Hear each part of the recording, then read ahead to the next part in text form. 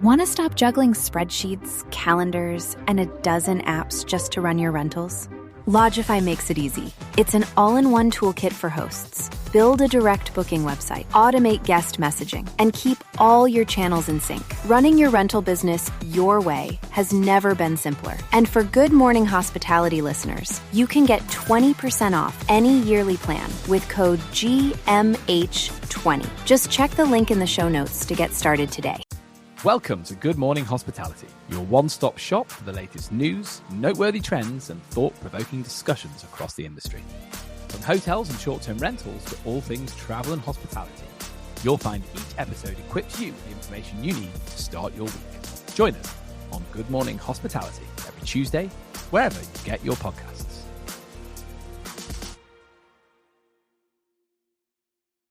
Good morning, Sarah. Good morning, Leo. How's it going? I am very well, thank you, my friend. And I believe, because I'm very knowledgeable about these things, happy second Easter in the great city of Barcelona. Yes. Second Easter, because one wasn't enough. They have to celebrate again.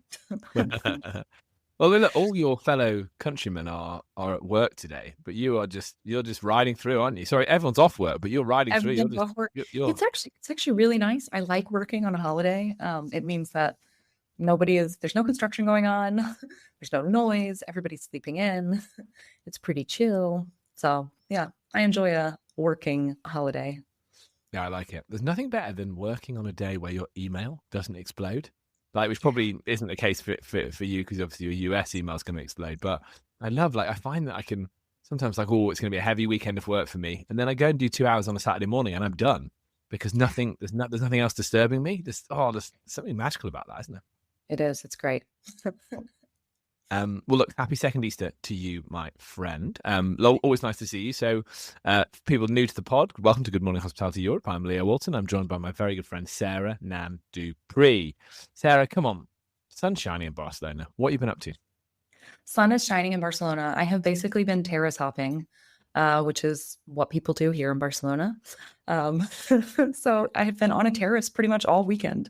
I went out, I had a dinner with a friend on Thursday, which turned into a slumber party, which you never really do when you're in your 30s, but it was great. Right? It was like, hey, you've had a couple drinks, don't take your motorcycle, come hang out, spend the night at my house. It was great. I like that. I really like that. And girl talk, and it was nice. And then, Friday was pretty chill. Saturday was a boozy incident. I had a barbecue with some friends. And then yesterday as well, I just went out for lunch and was basically on a terrace all day. It was great. The weather's fabulous. Amazing. Good for you. I've got to find someone who wants to have a slumber party with me, haven't I? That sounds so You fun. really do. I highly recommend. It's a good vibe. The older you get, the more fun it is. There you go. That's not true of everything in life. So good that we found something that gets better with age. Good. All right, nice. Well, I was at a wedding. A friend of mine, very good friend of mine, got married on Saturday night, and that was fabulous. It was dancing, lots of sort of drinking and merriment, which was great. I got home at 12:30, which for me is late. For then, my daughter, unfortunately, decided to get sick or was sick until 3 a.m. So a 12:30 sort of sensible bedtime became a 3:30 less sensible bedtime. So there's the challenges, but she's fine. It's one of those nights where they throw up and then they're sort of fine in the morning. You should have led with, I went to a wedding, I went to bed at 3:30, and then people would have thought you were cool, but you had to ruin it. Well, part of the adventure though, right? It's all part of the last 3 hours was just some great dad life, it was good. And then we were fairly chilled yesterday. So yeah, here we are. Well, look, there's lots to talk about. I'll go first if I may, Sarah. I'm excited that we get to talk about M&A in the space. I am too. It feels like it's been a while since we've done one of these, right? Yeah, it has. It has. Outside, I think the biggest one that came out previous to this was the Vacasa and Casago merger. So I think that's right, isn't it? Yeah, I do think it's been that long. Well, anyway, without further ado, so we have activity again from the very busy, it seems, Holidu, who have acquired French company. And let's have a look. I hadn't heard of this company before this, so I'd be interested to get your take as well, Sarah. So Cyvasion, that operates two of France's leading rental portals, Gîtes.France and Chambre-Hôtes.France. So Gîtes is are more catered. They're sort of catered big houses where you get breakfast, and the Chambre-Hôtes is more short-term rental. But this adds 35,000 properties to Holidu's platform and brings with it 20 million annual unique visitors, and obviously significantly bolsters their reach in France. We know Holidu have got form for this. So they have been busy on the M&A front, as have their German competitor Home2Go. So this is, I think this is typical for the European market. They do seem to be the ones making the moves. What's interesting, though, is that the timing around this, so it also coincides with them raising 46 million euros, right, with the aim of accelerating the AI roadmap, which is in itself significant because that Holidu have been leaning into the AI thing for months, I would say, and also expanding its PMS business while executing further market expansion. So clearly, this is a move for the French market, which is highly competitive. I think just last week we were looking at the figures, and France remains Europe's top most sought after destinations. Your fellow countrymen in the US seem to love coming over, can't get enough of it. And it feels to me like what they're doing is part of the broader strategy, and we've said this a couple of times on the pod, which is taking guests that potentially aren't booking on Airbnb or haven't been booking on booking.com and haven't been using Holidu previously, using things like Gîtes and Chambre-Hôtes, which if you have a look at their websites, they're a little bit old school, right? So it's a couple more, seems like a play for the 90s host, the 90s guest that potentially these companies have not invested in their tech stack in the way that Holidu has. So it seems to me that what Holidu bet they can do is bring the cost down of these businesses, but also, now allow those guests to see the other properties that they have on their marketplace while they're booking. Another part of the deal which I've been reading about, and again, this is not a certified fact, but it seems that one thing they're going to do is, if you are a host with Cybevasion on one of their platforms, you will now get the benefit of the Holidu PMS as well. So if you're a host, suddenly you get an integrated listing and you can put that on multiple channels. So it's cool because, again, we've said this before, but it bears repeating to people that haven't listened to previous episodes. I think their bet here is that they can find supply that potentially is not plastered all over the internet and has quite an old school coming to it, and they can plug it into the Holidu PMS if the host chooses to then say, well, now we can put you across multiple channels and use it in a more sort of tech-enabled way. Right. So I think it's a very interesting, significant moment. One, because I think the raising of 46 million euros in and of itself is not insignificant, but also with it the fact that they're really making a play for this French market. It goes back to the fact that they've clearly found something here in their M&A activity, which they think is scalable, repeatable. So we've talked about this, but it's their 8th acquisition, right? And it's this idea that they're combining their central tech stack with local knowledge to help kind of power up these businesses. And again, I think that fully squarely works when you have this older category of guests that's probably just gone time and time again back to this same holiday company. It's not something we do so much in the UK culturally, is go back. I think people like to go on to different places, but I know that especially in France, you do have that culture of, well, I go here for the skiing every year and I go here for the summer every year. So there is a lot of you can find that repeat guest and you can bring them into your ecosystem. And I guess that's their bet, that they're going to bring them into their ecosystem and then open them up to the different things that they do. What do you think, my friend? I think my first question was how much of that inventory is unique? And it sounds like maybe quite a bit, because if they're super old school and they're not listed on these other platforms, then I think it's a huge move for Holidu. I also think it's going to be an interesting one for the actual host of the properties, because I'm wondering if you're used to a certain type of guest who is using an archaic website to book, or who is kind of that repeat visitor. I'm curious, like Holidu is going to bring in, I think, a different type of guest to these hosts.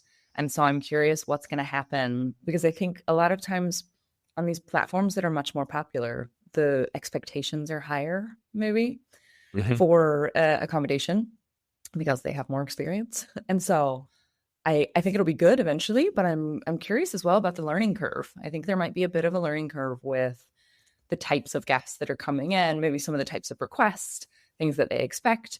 I also am not sure that these hosts are going to use a PMS. Like, I mean, they're having a look at some of the sites. You're right. They look like something out of the 90s. And so I can't really imagine a host like that would like use a PMS or even know what it is or even see the need for it. So I don't know. I don't know if it's going to tip the needle too much, but I mean, 35,000 properties is significant. I'm also curious how often those properties are listed. So I think a lot of times in these mergers, we see this like, oh, there's X number of properties. Okay, but is that somebody's like second home and they are just listed, let's say 2 months out of the year, or is it like an actual full-time short-term rental property that they're gaining in terms of that supply? So I'm left with a lot of questions more than opinions, I think, yet. What I liked was that your cat was clearly left with a lot of questions about the whole thing as well. The cat was really wanting to get in there. We had Sadie a couple of weeks ago. Yeah, Luna loves to make an appearance. I had 2 cats in addition to my dog. I used to joke that I have an entire adoption center. And one of my other cats they grew up together. She and Luna are from the same litter and everything. She passed away a couple of months ago. And since then, Luna has been very demanding of my attention. She just wants to be held all the time. And I call her my cat dog because she literally people come over and she just lays back like a dog and lets people rub her belly. I've never seen the likes of it. Well, look, that's sweet. I mean, that's sweet. And it's sweet that she wants to get on the podcast. I like that. She does. Like She's like, now you're not paying attention to me. I don't understand. Yeah. So on to your point about the uniqueness of the inventory, I think it's a mixed bag, right? I from what I can see, I think this deal can be looked at as more of a guest play than a host play, because I do think that the 20 million unique website visitors is not insignificant. And for me, it's about consumer behavior. So it's like, where do you go to book your holiday? How do you book it? And when you're booking it, oh, look at all these potential other options I can see. Oh, the website looks more professional now and I'm being linked out to different places.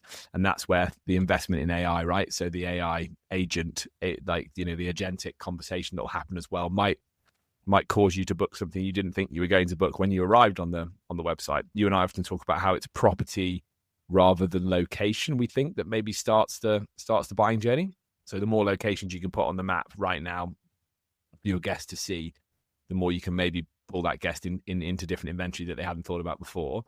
That's certainly with the Chambre Haute. I know I'm mispronouncing this, to any French listeners, apologies. The one I think is interesting is gîte.fr, because my understanding of a gîte is that it is catered, right? And we've been to a couple ourselves. I mean, amazing. Like, everyone sort of sits around, has breakfast by the pool. And I remember one year we got really unlucky. I made a friend. I made a fast friend. I made a mistake. First day I made a fast friend with this guy that was cycling. And then every morning he'd come and talk to me about the cycling routes. And Jasmine would just be like sat there over breakfast giving me daggers. She'd be like, this is the best part of my day. And you're having conversations with this Belgian man again. And I was like, I'm sorry, he just keeps coming over. Anyway, so that's what I think about when I think about breakfast at Gîtes. But you get the most, they're always really well catered, always really friendly. And to your point about how often are these homes available? Well, like, they're available all year, like 12 months, right? If they're working it as a business. And my bet would be that what I think the Holidu partnership will do for them is help stretch out peak season into shoulder season. And just get eyeballs to when they're like dropping prices, because I think people associate a gîte holiday that's catered to be slightly more expensive. Whereas I know that, like, those entrepreneurs, those hoteliers, guest house owners would love to have a longer season. And I think they'll find offer deals earlier in the year when they're ramping up and later in the year when they're about to close down. So I think that's potentially interesting. And I also like the fact that it's more of, I know you'll like this, I'm saying words to impress you here. It's more of the merging of the lodging type, right? So, like, why do we try and see ourselves as being completely separate from a hotel, a guest house, as bring it all in and give the customer what they want on one platform to choose? And again, I guess that's part of Holidu's bet. Hmm. I think it's a smart move. I really hope they can help with some of their websites. that was my And main thing. let's book a jeet. Me, you, the cats, Sounds Mara, Jack, great. and the club. Yeah, let's do it. All right, tell me, Sarah, what we got next? We're talking about class action, aren't we? So what do I got here? Boy. So, oh God, I Yeah. love her. So basically, there is a class action suit that has been filed against Booking.com in Europe. Um, as the American on the show, I thought I'd take this one because we're famously litigious, ridiculously so. But yeah, super interesting one here. Basically, this all comes down to the parity clauses that Booking.com had a lot of the hoteliers sign, and it has been overruled basically by the European courts, who say that it violates anti-competition laws, which I'm sure it does on the surface. So the European Court of Justice has sort of launched their ruling, and as part of this, it's not. It was initially started by German hotels. So the original suit had 63 German hotels involved in that.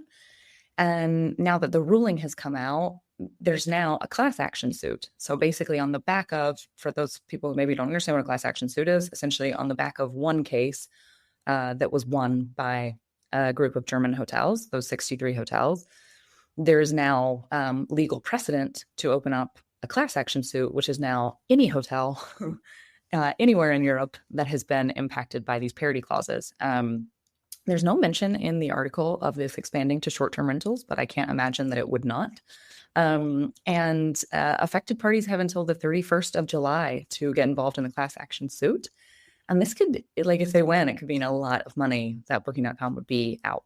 Right now, just in the German case, so not including any of the other countries, there are approximately 2,000 hotels participating in the class action suit. And their claims value is $750 million euros without interest. So I think it's probably going to be quite a lot more. And if you compare that with Booking.com's overall revenue, it's definitely a significant piece of the pie. So it could for sure have a dent. So I don't know, what do you think? Anti-competition, Europeans are always talking about these things. I think Booking is not only Booking, but all of the OTAs that have kind of instituted these sort of parity clauses. I think they're all going to be under fire soon if it continues. Yeah, I think it's interesting, isn't it? It's very significant because, so I guess my gut reaction, first of all, is to say, I think if you sign a deal, then you sign a deal. And I think that you can probably move forward with a way of working, but I don't necessarily think that they should retrospectively be charged. But I mean, again, I won't wade too much into the politics of it. Let's dance around it a bit before I do. But that's just like my initial gut reaction, is that as a hotelier, you've chosen to use that platform fully knowing what you've signed up to. Ultimately, you didn't have to sign up to the platform, but you did because Booking.com is so good at generating guests for you. Mm-hmm. The wider point, though, I think it's really significant that the European Union, as you've said again, are going after a digital hegemon, right? So they're saying we want to create as much as possible an open market to allow people to generate direct bookings or have a wider distribution mix. And this off the back, if you see it off the back of the Digital Markets Act, it's not unusual. What I find slightly unusual is that I've always felt that Booking.com was very much on the inside of the European Union and knew the rules and knew how to play the game, being a Dutch company and being like a symbol of like European growth. And my God, they've had it amazing like 25 years, right? Or whatever. But at Booking.com, and they continue to have it. They continue to grow. So in that respect, it maybe feels that the European Court of Justice has slightly surprised Booking.com with this, that they're actually going to run with it. But it's significant for sure. My mind goes to the fact that we're in a time where the OTA model has never been more challenged than it is right now. So this probably feels like the last thing that Booking.com need when they're already kind of fighting the change in distribution and the AI models that are coming. But I like it, and I think moving forward, it's it's completely fair and reasonable that they have to have relationships with their suppliers that don't allow them to lock them in this way. I think it could go to short-term rental. It would be very I assume lots of people just either won't read the article, won't read about it, and won't be aware that it's happening. Plus, if you're a host, you might have only taken 10 bookings on Booking.com over the last 2 years. Well, you've taken more than that, but right, you might have only taken 100 bookings, and it might not be worth you chasing that half of that commission back. Yeah. I guess fracturing. So I imagine you've got a lot of fairly big hotels that will go first on this, and then the smaller ones might think about it later. Whereas with short-term rental, even if you manage those properties, if you manage on behalf of an owner, will you then go and chase back the commissions that you could have won? I suspect not. So I can't see it going too much into short-term rentals, but I do think it's super, super significant. And I think anything that opens up and stops like the bigger players dominating has got to be a good thing. And, Booking.com has to convince its suppliers that it's worth putting your hotel on Booking.com. I like it that the relationship needs to push back in that direction, right? Incentivize me.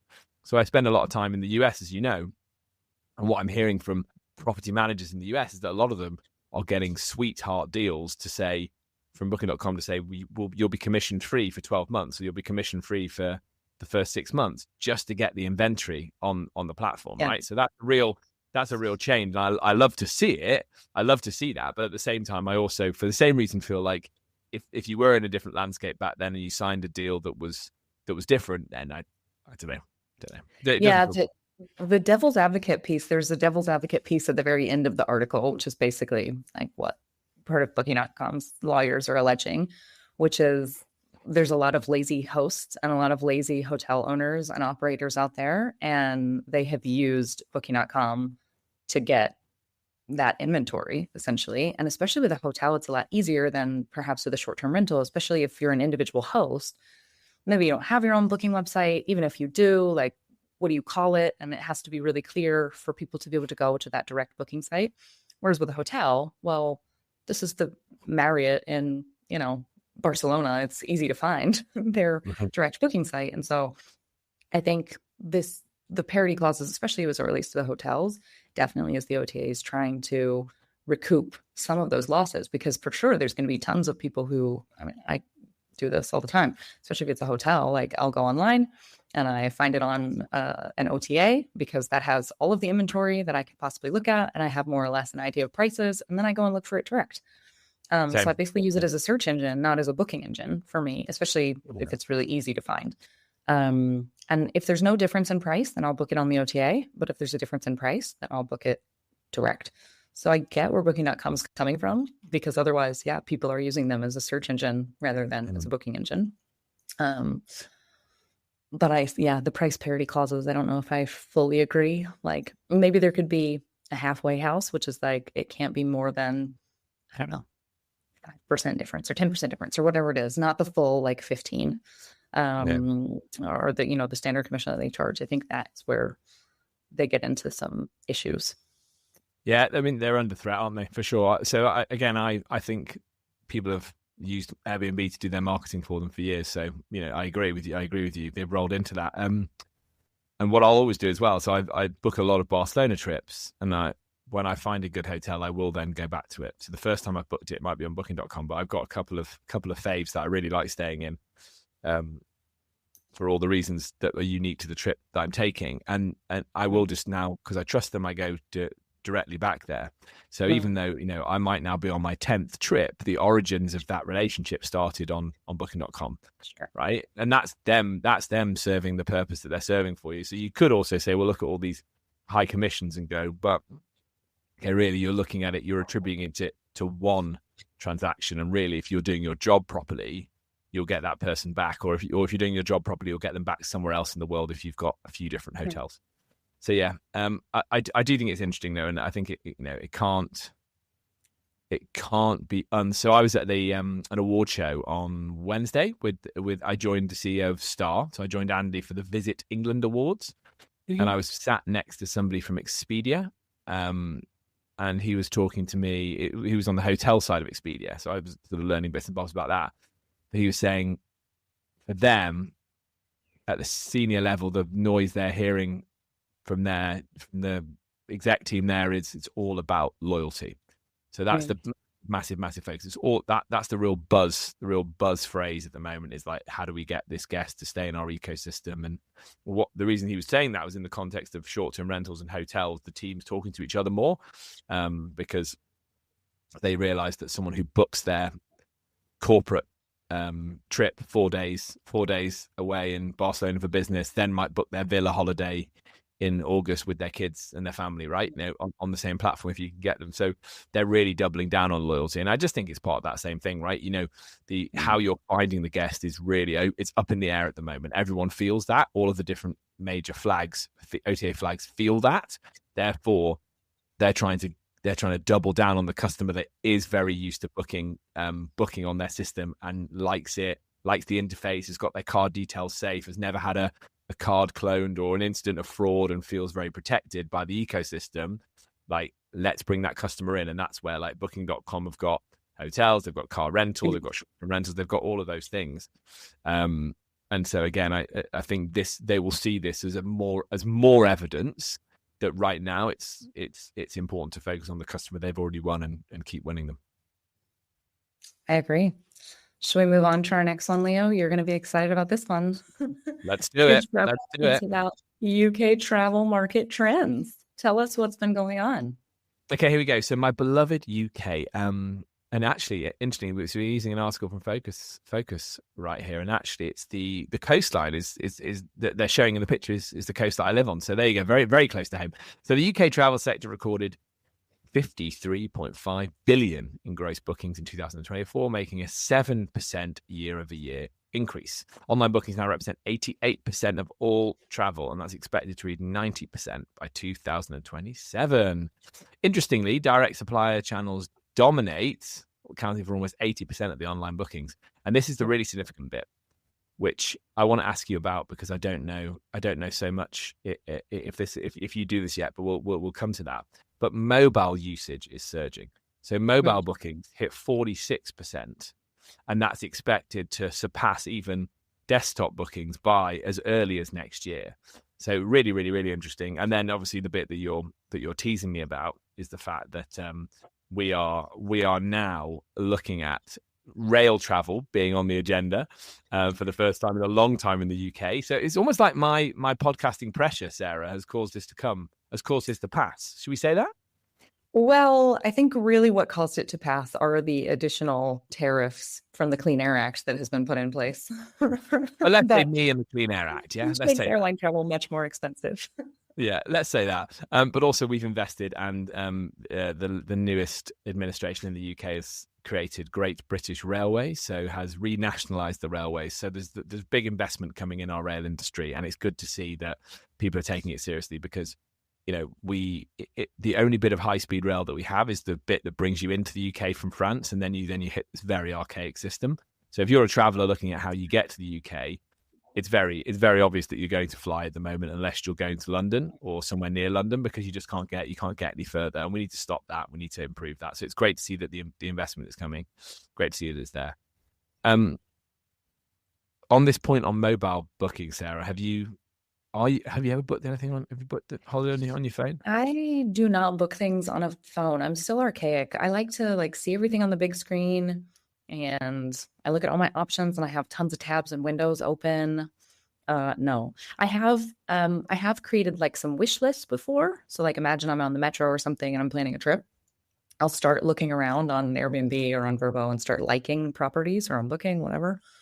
But I always book on the computer. I like to see everything in big, and I want to look at all the I want to read the reviews, and I just find it uncomfortable to book on a phone.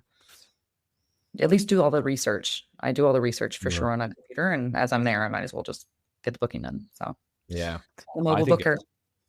I think it's Gen Z that are doing it. I think it's those Gen Zs that are doing it. But clearly, there's the I think this article shows us that if you're a property manager, you really need to be making sure that your site is mobile enabled, that there's, especially if you're linking out and trying to get bookings to come in from Instagram. So I think it's very significant. I think that's the headline for me. Obviously, I love the rail element of it. And I think if we can legislate in a sensible way around not putting people off coming to the UK ever, but that's important not to do. to do that in the act on making air travel more expensive.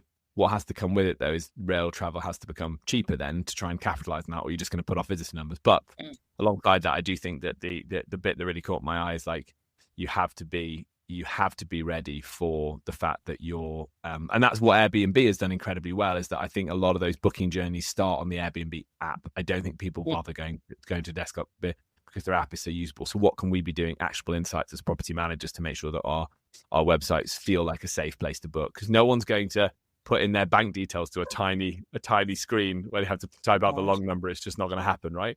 Your details need to be remembered from the last transaction, or Apple Pay enabled, or whatever phone you use, right? I agree. Well, let's see. Gang, are we on time? We're on time. Amazing. They're going to be so proud of us, aren't they? Over there in central office. Okay. Sarah, so lovely to see you, my friend. I just, I can't believe we're 10 days away from a proper hangout in person. How fun is that? I'm so excited. It's going to be great. Yeah. So if you haven't got your ticket yet, you haven't sort of registered your interest. Sorry, you don't need a ticket. If you haven't registered your interest, June 19th, we'll be with the guys at Scale, and obviously Truvia sponsoring as well. We'll be having a Barcelona social come after work, and we'll also be recording live in person with Damien, which will be super fun as well. So yeah, if you're not there yet and you're in the Barcelona area, why not? Come and register your interest. All right, Sarah, have a great week, my friend. Nice to see you. You too, Leo. Same here. And all you at home, if you've enjoyed today's show, please hit like, share, subscribe in all the usual social places. Until next week, many thanks.